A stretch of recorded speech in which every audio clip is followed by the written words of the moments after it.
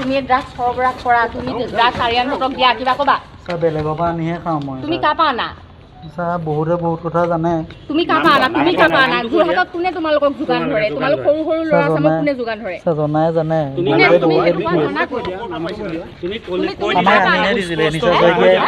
নিশা শইকীয়াই আনিহে দিছিলে আমাক। তোমাক কোনে দিয়ে? তুমিতো লোৱা, তোমাক কোনে দিয়ে? তোমাক বা আৰিয়ানক কোনে দিয়ে? জনাই জানে। তুমি নামটো ক'লে সুবিধা হ'ব, আৰক্ষীৰ সুবিধা হ'ব। কোনে দিয়ে তোমাক? কাৰণ তোমাক চবেই অভিযুক্ত বুলি কৈছে, তুমি এতিয়া দিছা বুলি কৈছা। তুমি কোনে দিয়ে? কোনে? ছোৱালীজনী চিনি পোৱা নাই? চিনি নাপাওঁ, একদম চিনি নাপাওঁ। একদম মনালিছাক চিনি পোৱা নাই? ছাৰ মনালিছাকো চিনি নাপাওঁ, মই নিজাকে চিনি পাওঁ। নবৌ হিচাপে ভালকে তেনেকেই চিনাকি। নবৌ কেতিয়াবা তেওঁতো ঘৰলৈ গুচি আহিলে, নবৌ বুলি কোনেও গম নাপায়। নবৌ বুলি গম নাপায়, তাই ড্ৰাগছ আসক্ত বুলি গম পাই জেঠাই, সেইকাৰণে এৰি হৈ গৈছিলে। এৰি দিছিলে? এৰি দিছিলে। অঁ, তাই ড্ৰাগছ আসক্তৰ কাৰণে ঘৰৰ পৰা গুচি আহিলে? ঘৰৰ পৰা গুচি আহিলে। মোৰ দাদাও মৰিলে। তোমাৰ মানে নবৌ হয় তেওঁ ন? মোৰ নবৌ হয়। তুমি তেনেকে চিনি পোৱা নি? তেনেকেই চিনি পাওঁ যা, আৰু একো লেনদেন। আৰু সেইদিনা তাই ফোন কৰিছিল নি তোমাক? তাই মোক ফোন কৰি মাতিছিলে। কি বুলি কৈছিলে? ড্ৰাগছ লৈ আহ বুলি কৈছিল? নহয় নহয়, তাই অলৰেডি লৈ আহিছে যে মাতিছে তালে।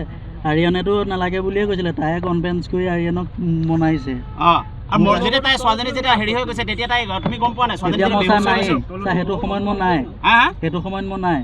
যেতিয়া ছোৱালীজনী বেহুচ হৈছিলে গম পোৱা নাই? নাই, মই সেইটো সময়ত নাই। মই দোকানলৈ গৈছিলো। তুমি তেতিয়া ক'ত গৈছিলা? মই দোকানলৈ গৈছিলো। গৈছিলো। ৰুমটোত কোন আছিলে তেতিয়া? কোন আছিলে? ৰুমটোত আৰিয়ান, মনালিছাহঁত আছিলে। খালি আৰিয়ান পাকঘৰত মাংস বনাই আছিলে। অৰ্পিতা আছিলে নে? অৰ্পিতাহঁত আছিলে। অৰ্পিতা আছিলে? অৰ্পিতা সেই সময়ত আছিলে ন? আছিলে।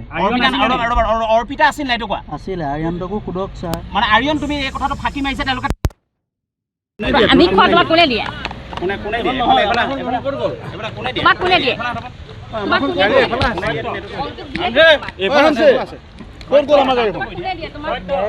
তুমি নামটো কৈ দিয়া, তুমি কিয় ফচিছা? তুমি কৈ দিয়াই আছা। কোনে দিয়ে? তুমি যোৰহাটত তোমালোকক কোনে দিয়ে সেইটো কোৱা। মোক সুধিলে নহ'ব ছাৰ, চবকে সোধক।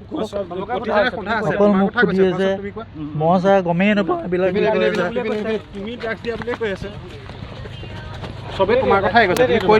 মই ছাৰ এইবিলাকৰ লগত ছাৰ জড়িতই নাই। মই এজন ছাৰ মেচিয়ৰ পাৰ্চন, মই পঢ়ি থকা ল'ৰা।